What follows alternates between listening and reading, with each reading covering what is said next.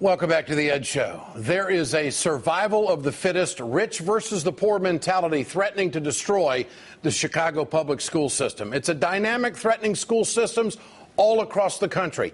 Teachers and parents are protesting a Chicago school board decision to close or overhaul 17 schools. The plan shuts down underperforming schools, which were already underfunded, under-resourced, leaving many poor communities without a neighborhood school. The Reverend Jesse Jackson says it's a two-tiered school system benefiting certain schools over others. There's segregation within our school system that undermines the law.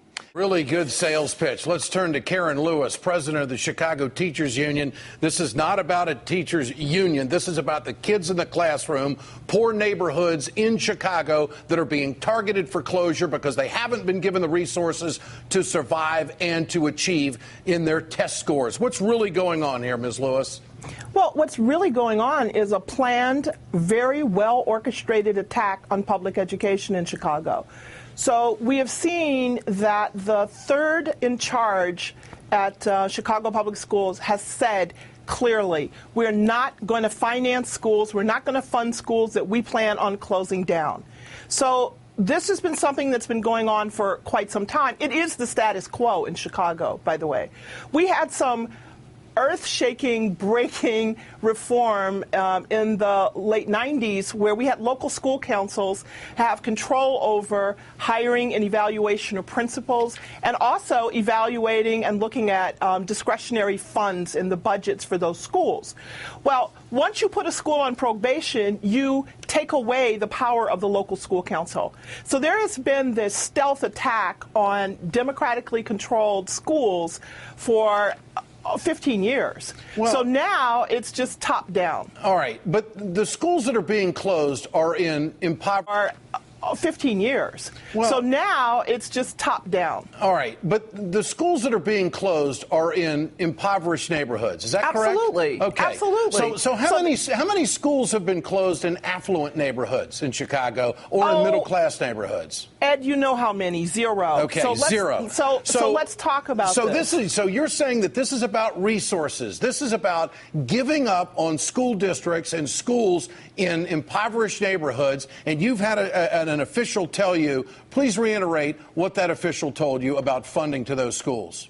Well, they said they weren't going to fund them. But we've also had the same mayor say to me personally that 25% of the kids are never going to amount to anything. They're never going to be anything, and I'm not throwing money at it. Rahm Emanuel, wait a minute. Yes, Rahm Emanuel yes, said to you that 25% of the kids aren't going to make it?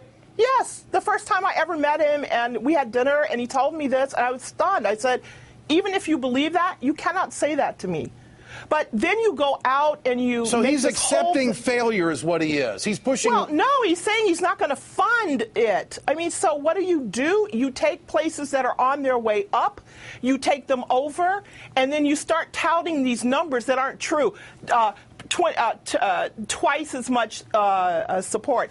At best, the turnaround schools give 3 months of extra support, okay. 3 months of growth, at best. Here's more from former Chief of Staff of President Obama, Rahm Emanuel. Change is hard, but watching year in and year out kids captured in a system that's failing is harder. What's your response to that?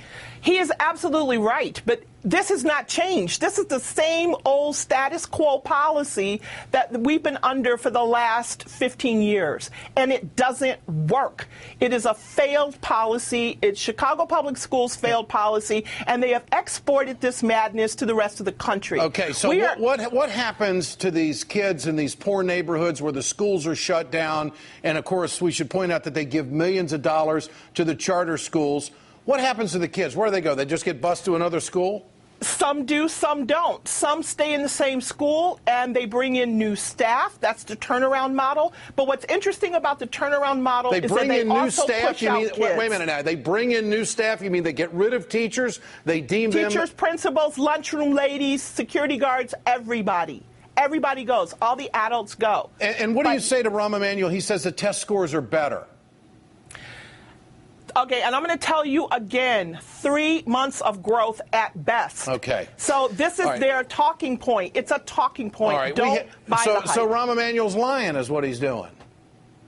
He's doing something.